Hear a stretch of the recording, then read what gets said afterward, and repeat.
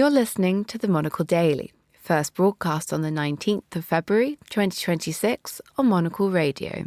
The Board of Peace meets. What will it do? The Prime Minister of Qatar takes a trip to Venezuela. And if you had to pick an Olympic team, who would you compete for? I'm Emma Nelson, and the Monocle Daily starts now.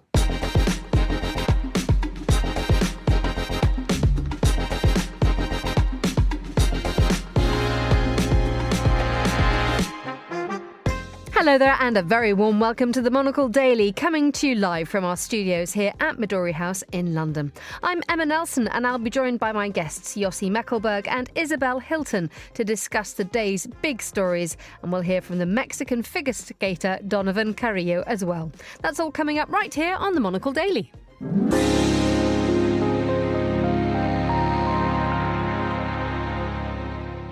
Hello everybody, we're going to be talking about food straight away because I have Yossi Mekelberg, Senior Consulting Fellow at the Middle East and North Africa Programme at Chatham House, and Isabel Hilton, Founder of China Dialogue and Visiting Professor at King's College London, around the table. And since they have seen each other, we have talked non-stop about nice things to eat. Good evening to you both.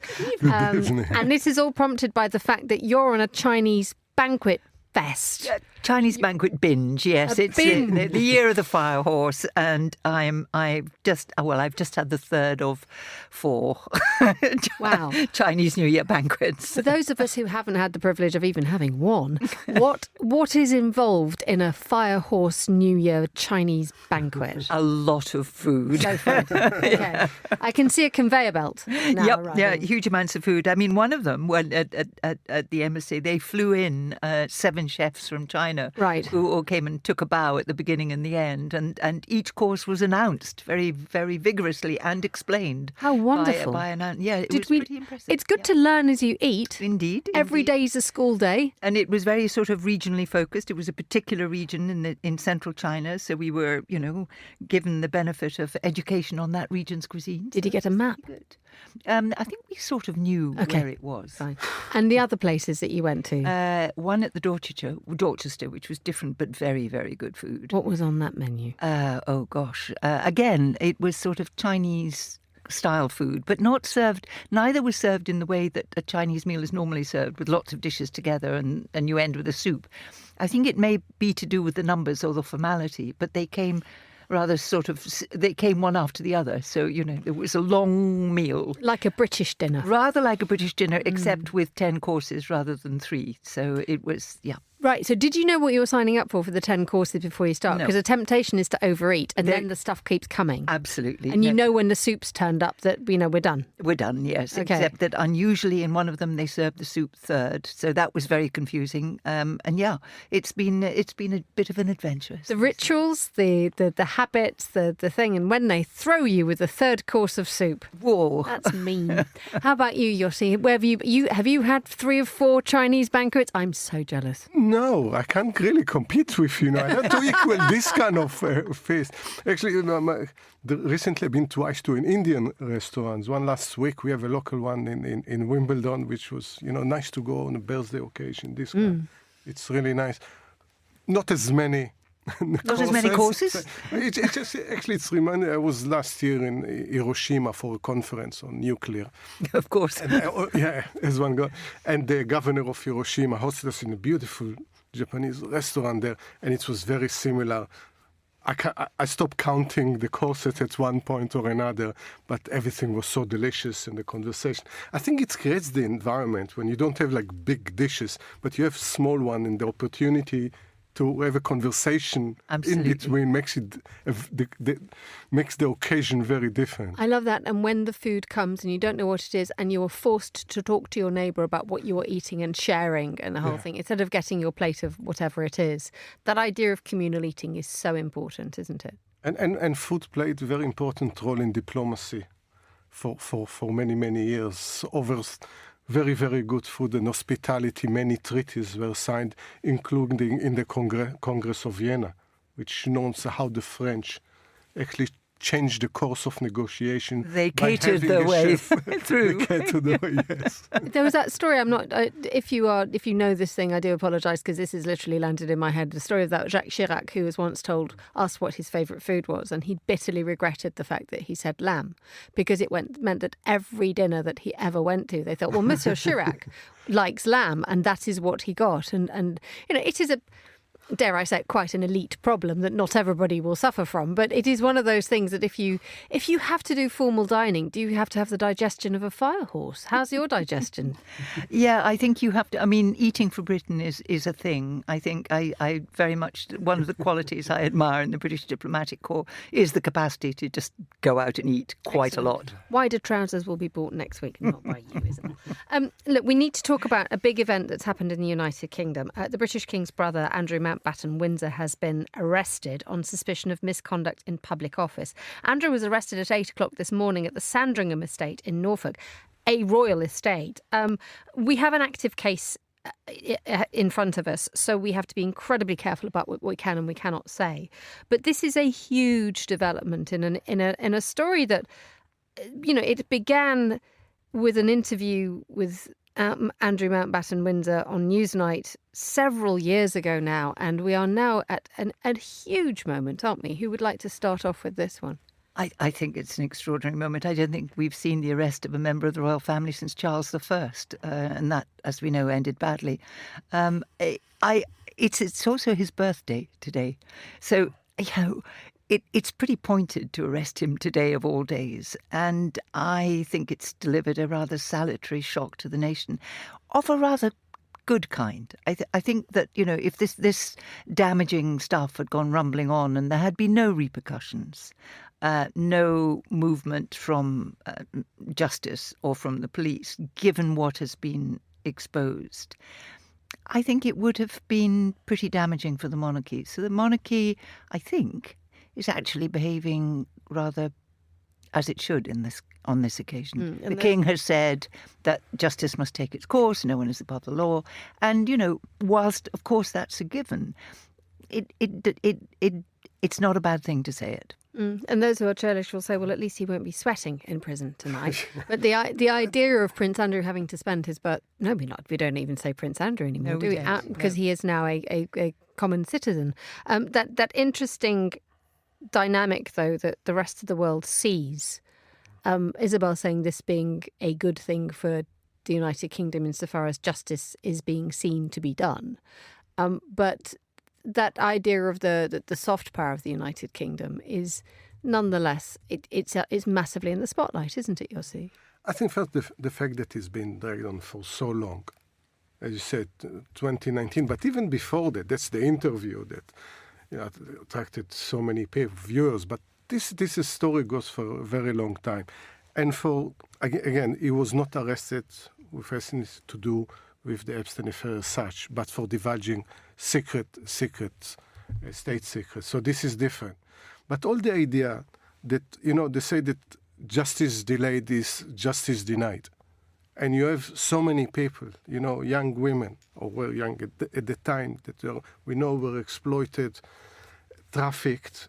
And, there is, with the exception of Epstein that was arrested, no one, and Maxwell, there's so many people who were involved then, and there is no justice. So I think this is important. But from the UK point of view, I think there is 2 points. No one is above the law, even if they belong to the royal family. Because we see in other countries that there are some people that are above the law or try to put themselves above the law. We saw, for instance, what happened in the United States the minute that Trump was elected. They suspended some of his trials. So this can happen. He also pardoned a lot of people who'd already been sent to jail. Yeah, and he pardoned, including the January 6th. Indeed, the patriots of January the 6th. Yeah, so I think this is important. I think from a constitutional point of view, it can lead for a real crisis constitutionally if something like this happened. Also because you ask yourself, how many people knew about his behavior for so many years and prefer to or chose to keep quiet about something like this. So I think it's not only him that needs to be investigated, it needs to go further than that. Okay.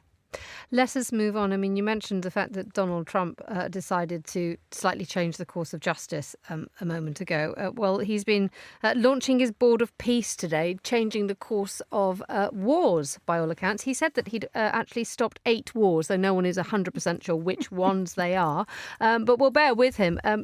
So the Board of Peace has begun. His rival to the UN has come together in Washington. It was announced that member states will chip in for a security force, plus pay $5 billion each. I'm not entirely sure whether that's a correct assumption, to redevelop Gaza. It was a big day today for the reshaping of the way that we create peace. Yossi, let's bring you in here, because the purpose of the Board of Peace originally was to help with the rebuilding of a post-conflict Gaza. Where are we now compared with that? It first and foremost changed the course of the Board of Peace, because it started from one thing and it ends as alternative to the UN, or at least a rival to the UN. So again, there are so many photo opportunities and so little substance. And people, throwing in there $5 billion, and you have to be a member, like it's a club. You have to pay $1 billion to be a member of this club. The more conservative estimate of rebuilding Gaza is around 70 billion. And probably it will cost much more when they will start the work itself. We know how this kind of project go.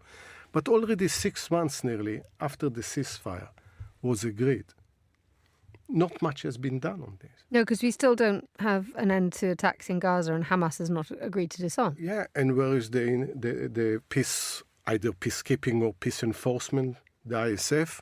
This is not there. So again, another declaration that many countries committed to send soldiers, but we don't have one. What's going to be the mandate of this peacekeeping again, or enforcement? Is it Chapter 7 of the UN or not? Time goes on, and the people in Gaza living in appalling conditions. 600 Palestinians have been killed since the ceasefire was agreed. Time is of the essence. And what we will see is another ceremony, self-congratulatory ceremony about how great is everything. But where do we go from here? When actually, is there a timeline? Yes, Hamas to disarm. Is timeline for Israel to withdraw because it's occupying more than 50% of Gaza? The reconstruction, election in Palestine. Long list of things that needs to be done beyond ceremonies. What's interesting about what you've just said, Yossi, is that Donald Trump likes to say that he's a man who gets things done, but what you have described there is something which is in action. But it begs the broader question, doesn't it, Isabel, that this is not a conventional way of fostering peace? No, it's not. And even if that money goes into the reconstruction of Gaza, given that there are no Palestinians represented at any point in this, for whom is this reconstruction to take place? Where, is it for the people who are currently living in tents? What's going to happen in the West Bank, where the Israeli encroachment continues? And you look at this bizarre body where Denmark was not invited. The European Union was invited. Most of the member states were invited but declined. No country from sub-Saharan Africa was invited. And yet it's kind of... And Canada was uninvited. And Canada was disinvited for being rude. But does it matter who's on the board as long as they get the job done? When we are looking at an age now when diplomacy without diplomats is becoming a very common occurrence? Well, it matters in that, this question of what is the mandate, for example, for the peacekeeping force? Under what, what's their legal status? Under what authority? Now, the United Nations has basically said, yes, you can organise a peacekeeping force. But if you look at the same time that the United States is defunding the United Nations, and the United Nations is, beginning to enter a crisis, it means that yes, it might work in the narrow sense. I sort of doubt it. We haven't, as Yossi says, we haven't seen much evidence of it being effective. Even if there is a stabilisation in Gaza, the aspirations of this body, at least of Trump, who is apparently president for life of this body, to go on undermining the United Nations is quite serious, because you've got, you have, as I say, no representation from 50, 60 countries. So what is it? And on whose behalf is it acting? And what's its legitimacy? And we are looking, aren't we, Yossi, at Donald Trump using his speech to talk about his, to reiterate a call for Iran to make a deal with him on his nuclear program. Otherwise, and I'm quoting here, bad things will happen. That is not necessarily a terribly peaceful thing to say. Yes, so he moves between the men of peace that solve already allegedly eight wars, which mainly are ceasefires at best, definitely not peace. But we saw, and we'll talk later about Venezuela, this is not exactly a peaceful way to deal with another country, threatening Cuba. But at the same time, with Iran, instead, the next 10 days will be decisive. Either there is an agreement, or, as you say, something bad, which we know something bad when you go to air carrier, one of the biggest that the United States has, Ford, USS Ford. Now, the question, he put himself now in a corner. So he thinks that he plays hardball with the Iranian and tells them, listen, either you do exactly zero enrichment, no ballistic missiles, you don't support proxies, or face the consequences. But he doesn't leave himself enough diplomatic room to maneuver if they say no when you say, I have 10 days to resolve it. And this goes back to the point of having diplomacy without diplomats. It's all about threats. It's all about bravado. It's posturing. It's a very machoistic way to deal with diplomacy. Now, you said 10 days. Now you start counting it. And if the Iranians say no, what are you going to do then? The time here in London is 16 minutes past 6 in the evening. You're listening to the Monocle Daily with me, Emma Nelson. Isabel Hilton and Yossi Mekelberg are around the microphone. And Yossi, you mentioned what's happened in Venezuela. Indeed, the whole of this programme will be stitched through with the influence in various forms of the United States. So let's see what's happening in Venezuela. 2 visitors were in town, in Caracas. The US military are back. But not to seize the president this time. But also, perhaps as a sign of stability, the Qatari Prime Minister was in town to see the new president, Delcy Rodriguez. Let's bring you in on this one, Isabel. This idea that the Qatari PM, the Prime Minister, adds legitimacy to the new administration. What would you make of that? Well, I think that's fair enough. I mean, the new administration has the stamp of approval of Washington, bizarrely, given that it's basically the same administration with a different face. But also bear in mind that because of sanctions over the past several years, there has been very little diplomatic activity involving Caracas. Nobody went. We have a kind of big drama over oil movements, and so that does need to be talked about. So I guess this is the shape of the new Venezuelan kind of international situation. Its domestic situation is still very, very unclear. There's some move to release political prisoners, but it's unclear which political prisoners will be released. It's unclear whether, once released, they'll be able to stand in elections, or indeed if there'll be elections. I doubt there will be any pressure from Washington to, legitimize the mandate domestically. So it's still a bit of a mess, and in a sense, I think it's the dog that hasn't barked yet. But I think it may well. You speak of legitimizing things. One wonders whether the United States, Yossi, and the fact that it went in and hoiked out Nicolas Maduro and then obviously allowed things just to sort of bubble on as they are doing now. Not only when we got the Qatari Prime Minister, it's a sign that everything has been legitimised now. We now have international diplomatic relations with the new administration. But does the United States' presence, albeit in the background in Venezuela, now open the doors to other countries that will do business with Venezuela, that it will suddenly become a completely different country in terms of its international position? It will change, but there was a way, assuming that they went there with an idea of regime change. And what they are doing is regime management, because they didn't change the regime.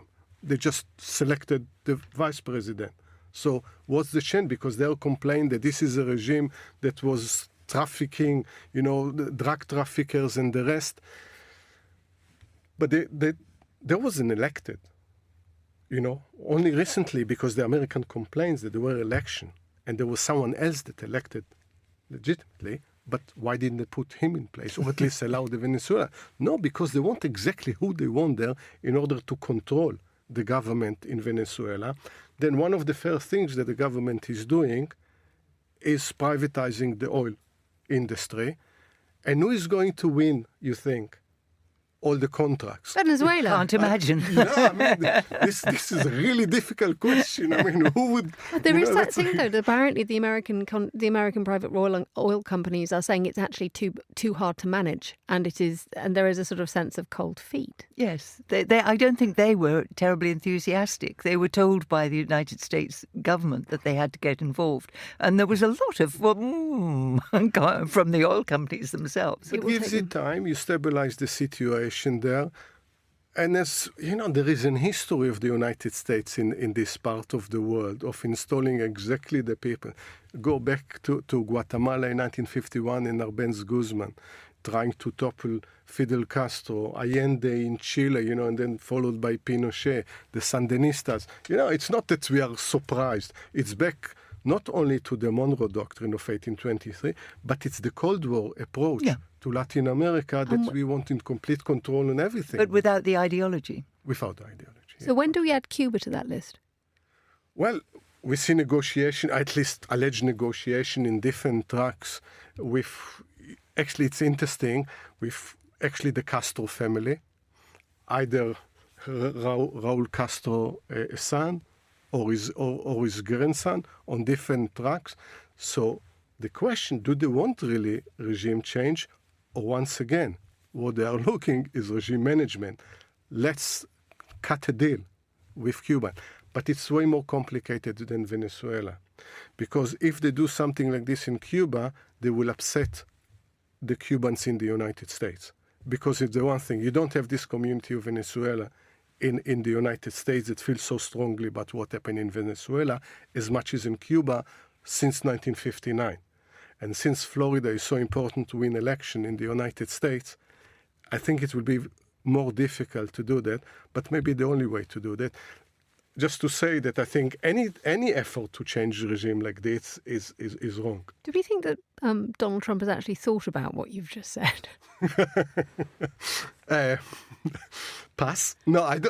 Someone else will have done. Rubio will certainly. Rubio will say. Yes. He has actually suggested. Someone suggested on social media that Rubio will become the president of Cuba. I don't know if you saw that. And Trump's added, it's a good idea. And Rubio was the first one. No, I'm not interested in becoming. So, I mean, I agree that it is a different case. But what they have in common is that both Venezuela and Cuba were nationalist revolutions which kicked out the Americans and essentially nationalized the assets. And in Venezuela, what you're seeing is the kind of reprivatization. It's handing back the goodies to the United States. It's not about the ideology. If they could get to that kind of access for the exiled Cubans in Cuba, the Miami Cubans getting back into their business interests in Cuba, even after 60 years, 70 years, is it? From 59, so but the difference... It's different, but I think that would still be a plus for Miami. But the difference in Cuba, the main resource is the human resource. Indeed. The biggest export is doctors, medical staff. Yeah. And then you have... it used to be tourism and gambling, I think, before the revolution. That was what kept the economy going. The Meir Lanskis of this world will come back to Cuba. Not a great prospect. Well, as we said, US influencers dominated today's show. We started off with the efforts to become the world's peace broker. We've just talked about the way it's a driver of regime change in Latin America. But let's talk about a third method. Reuters news agency is reporting that the US State Department has developed an online method that allows people to see content banned by their domestic government. The portal will be hosted at the website freedom.gov. China expert Isabel Hilton, what do we make of this? Well, first you have to get to freedom.gov, and you can do that via using your VPN in China until your VPN is banned. So, I think it would still be quite difficult in China, particularly since they've advertised it, that anyone who does access it from inside China would quickly find their account suspended. It may well work elsewhere, but it seems that actually this is being targeted at Europe, the well-known oppressive censorship, terrible people, liberal democracies, terrible people. Sit down at good times for dinner and discuss things and have democracy. It's shocking. Yeah, and so the definition of censorship, which seems to be embedded in this particular project, is the censorship of the far right in Germany, for example. And so the freedom to express neo-Nazi sentiments seems to be what this is in defence of. Where is the driver for this? I mean, who will have had this idea, Yossi, to actually make it about, just as Isabel said, this is not about the governments of the great autocrats or the great oppressors, but this could be the democracies who, dare we say it, manage freedom of speech delicately and carefully, but nonetheless allow space for everybody. Yeah. I think this in the United States where ideology meets money. Is between the ideology, their idea of freedom of speech, and as you say, luckily we are sitting in an underground now studio and we are allowed to say what we want. We are not censored. We're on the radio. Unlike the rest of people of Europe that are not allowed to say. Just don't tell anyone. Yeah, it's completely secret. But their idea, and this goes back to J.D. Vance's speech in the Munich security exactly a year ago, that we are censored. But their idea of the First Amendment of freedom of speech, that you can spread, the most extreme ideas. You can burn holy books.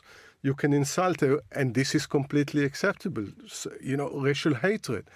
And we think differently here, and humbly I will say rightly so, that this is not freedom of speech. This is something completely different. And what they try, by doing that, some people will make money because it's helped this kind of tech entrepreneurs. At the same time, with the ideology, that's actually spreading this type of freedom of speech, which actually we see, especially with social media, undermines democracies.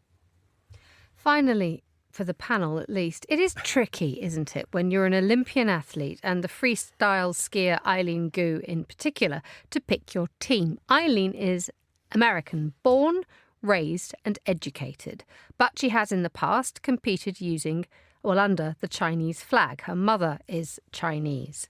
And everybody's got rather cross about it, including J.D. Vance. Isabel, this wouldn't be a problem if she wasn't the world's most decorated female Olympic skier, would it? Well, quite, yes. If she sort of fell at the first fence, as it were, I think people wouldn't care so much. But interestingly enough, I mean, there are two athletes in this argument, and one of them is the daughter. Alyssa Lowe is the daughter of a man who had to flee China after the Tiananmen massacre in 1989. So they embody the notion of freedom, of coming to the United States. They probably wouldn't get in these days, but in those days they could come to the United States and make a new life and embody the idea of American freedom and reject the Chinese one. And reject the Chinese one, absolutely. Whereas Ms. Gu has taken another route. For the Chinese government, they're both Chinese, because if you're ethnically Chinese, you never stop being Chinese. But they do have, Ms. Gu has dual nationality, which neither country recognises. So it's all a bit of a muddle, but fantastic propaganda for both sides. Indeed. I mean, who wins this one?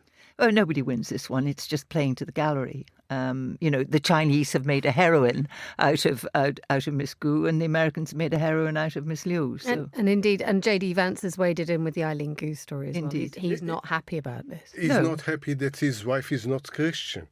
J.D. Vance. I mean, he's a man born to be unhappy. You mean? Yeah, he's unhappy, and everything that doesn't look exactly like him makes him unhappy. So he needs to deal with his unhappiness. I think this, at the end of the day, if people choose to represent, if they have dual nationality or come from different heritage, we see it in the UK with many footballers that decide to play for different countries with, to their, parental heritage. and it doesn't undermine the country. But when you enter in this nationalistic discourse, everything is a treason. Everything undermines the country. All right, so we throw you both under the bus now. If you were to, is either of you a citizen of more than one country? Yes. Both of you, right? Okay. Who do you play for, Isabel?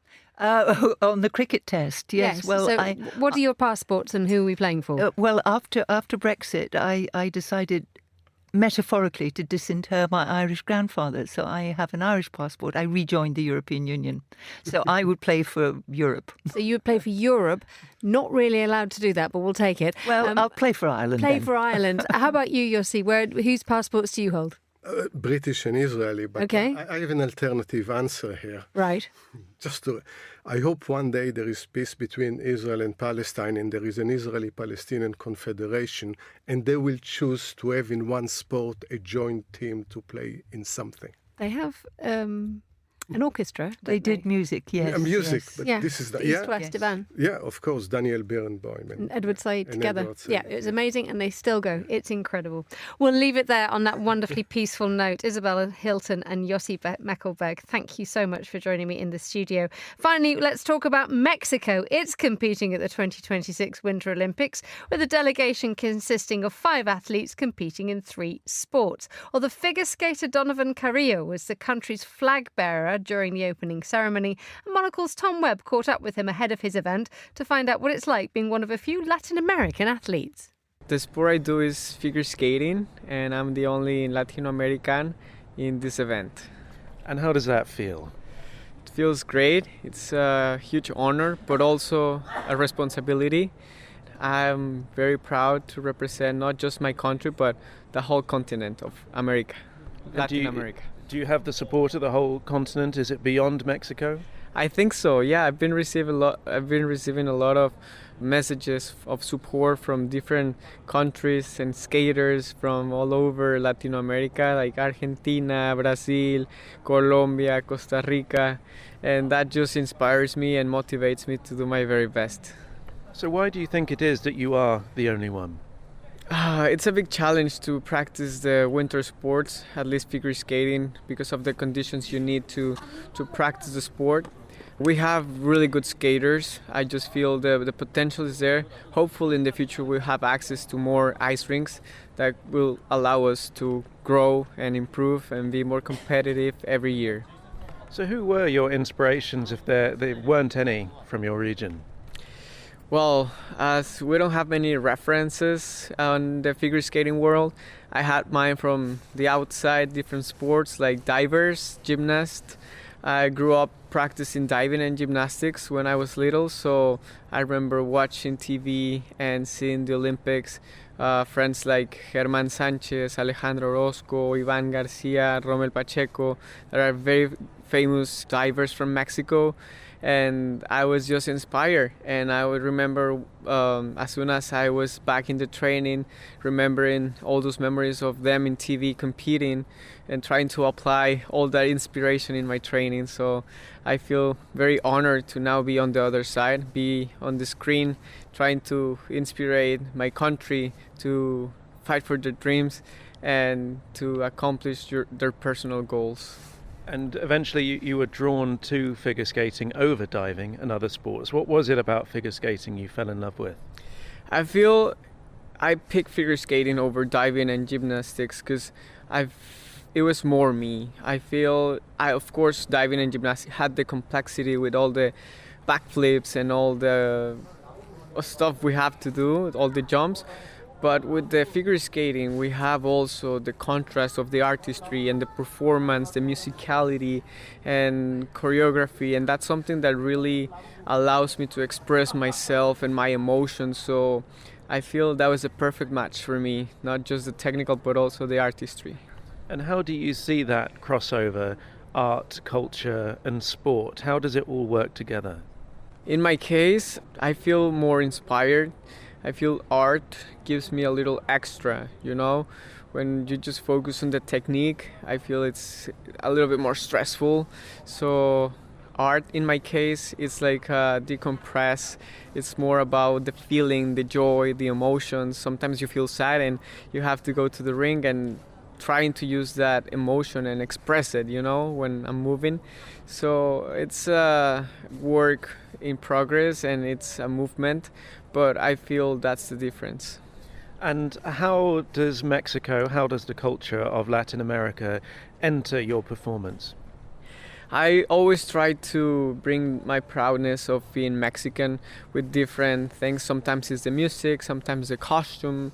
And I have skated to Latino artists, Mexican artists in the past, and that brings me something extra. And I also feel I promote my country to the world, to the figure skating, the artists that I admire. And I feel people in a way expects me to do something. And yeah, I'm honestly always proud to represent my country with the culture and the musicality that we have. And lastly, final question, the opening ceremony must have been an amazing moment for you. Special. What's your reaction? Well, before going on the stage, my heartbeat was going so fast, but I was just so excited to be the flag bearer for the second time. I also got super excited. I moved the flag like I think no one moved it that fast, and I was so hyped. I had a great moment.